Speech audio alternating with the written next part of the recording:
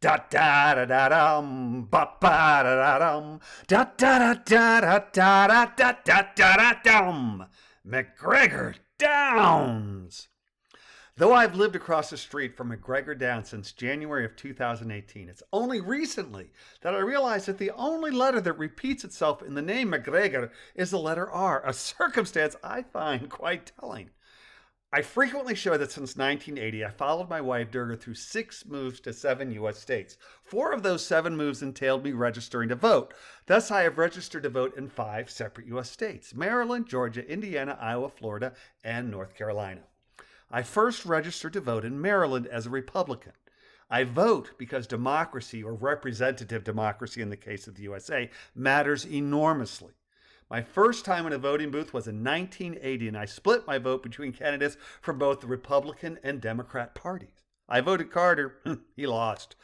I don't just vote every 4 years. I vote at least every 2 years, and I vote in runoff elections too.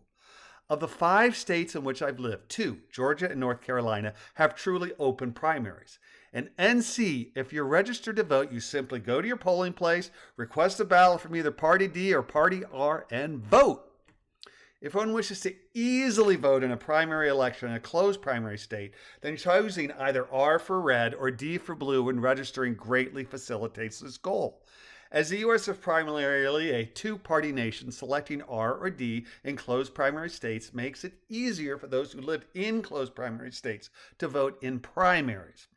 Obviously, in a general election, one can vote for whom one wishes, regardless of political party affiliation. But if one wishes to easily vote in primaries in closed primary states, then selecting either the red pill or blue pill and registering as either a Democrat or Republican is the logical choice. Though a registered Republican from 1980 through 2016, I split my vote between both R's and D's and the very occasional third party or unaffiliated candidate in every election. Being a Republican, on August 5th, I watched all of the first 2015 Republican debate. Watching the 2015 debate, I was positive Donald Trump would be eliminated quickly, thus demonstrating just how well I have my finger on the political pulse of America.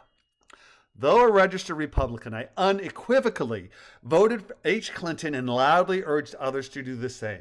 Hillary lost, Trump won, and my fears concerning how Trump would run our country were proven to be far below the actual reality of the threat to democracy that Donald Trump presents to the USA and the world. As stated, from 1980 to 2016, I voted for candidates from both parties. Since 2018, I've voted for 0 Republicans. It is my fervent hope that my country will recover from the cancer that is Donald Trump's MAGA, and we will again have 2 parties with which I both agree and disagree, and that it will find neither so vile as to be anathema, but unless and until that occurs, I will continue boycotting the GOP. And what, pray tell, does my voting odyssey have to do with macGregoR Downs? I am not a resident of macGregoR Downs, but I bicycle through the expansive neighborhood nearly every day. I live in a tiny neighborhood across from macgRegoR, and prior to retiring in the beginning of 2025, I would ride my bicycle to work through macGregoR, as the roads there allowed me to get to work primarily via neighborhood roads with a 25-mile-per-hour speed limit. My 4-bedroom, 2.5-bath, 3,100 square feet, 288 square meter home was built in 2017. And it is no exaggeration to say that one could fit 4 houses the size of mine inside the larger homes within macgD. Of course, not all homes in macGregoR Downs are Bada Bing Bing, but none are Lilliputian. As macgD developed over time, enclaves with smaller homes, houses similar in size to my wife's and mine, were built, but the vast majority of homes in macGregoR Downs are decidedly larger than my home. Moving to Cary in 2018 meant that I arrived after the 2016 election, but come 2020, the race was on and the colors were flying. For those outside the USA, the 2020 election pitted incumbent Donald Trump against former U.S. Vice President Joe Biden. The election produced more yard signs and banners promoting Team Blue and Team Red than I had seen previously.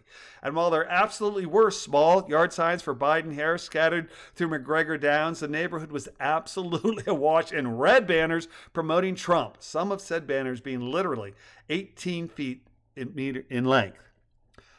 Biden won, Trump vowed a rematch, and in 2024, Donald was again the candidate of choice for Team Red.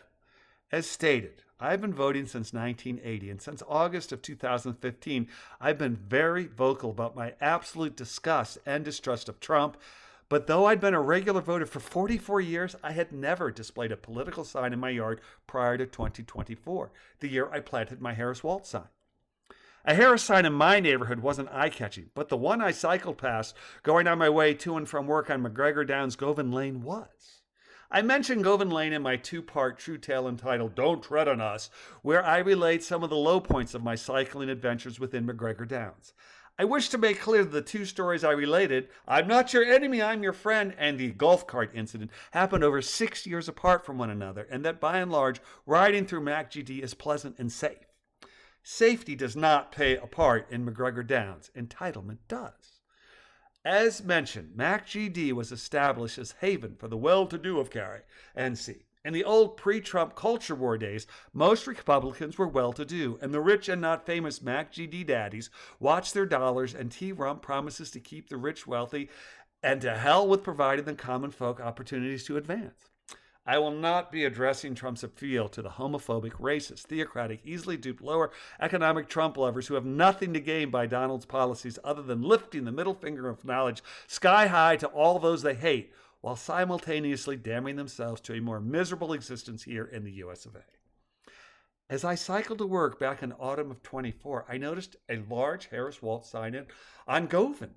Having cycled on Govan twice daily for nearly 7 years and never before having seen a political sign in the yard, I smiled as I went by.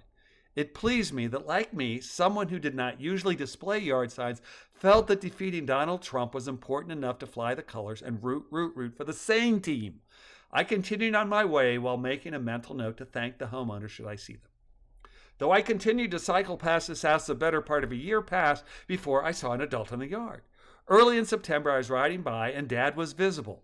I stopped at the bottom of his driveway and said, "Hey, I don't mean to bother you, but I noticed your Harris Waltz sign last year, and since I hadn't seen a sign in the yard prior to the 24 election, I wanted to share with you that this was the first time I put a yard sign in my yard, too. Thanks for the sign." "Yeah," the man said with a laugh. "Ridiculous, huh?" "That Trump won?" I asked. "Ridiculously sad. I'm truly worried about our country." "Well, sure, that too. But I meant that somebody stole our sign." "What?" I asked. "You're kidding." "Nope. Wish I was. I was in the garage and a big old truck stops in front of her house. Driver jumps out, steals her sign, and peels rubber getting out of here." "Who does that?" he asked, shaking his head and smiling. "Wow, I had no idea. That's crazy." "At least, but my wife wasn't having it. She made another sign, a bigger sign, and put it in the middle of our yard, and we watched that thing like a hawk. Nobody stole that one, but, well, you know." Wow. Wow, that's crazy. Quite the commentary for the time we're living in, at least. Anyway, thanks for mentioning the sign. I'll tell my wife you stopped. Do that for me. Thanks for flying the colors. Let's hope we still get to vote in 28. He said, shaking his head. "I sure hope so. Have a good ride." "Thanks," I replied. "Keep up the good fight." "You too. Can't let him win. See ya," he said, nodding his head and waving as I headed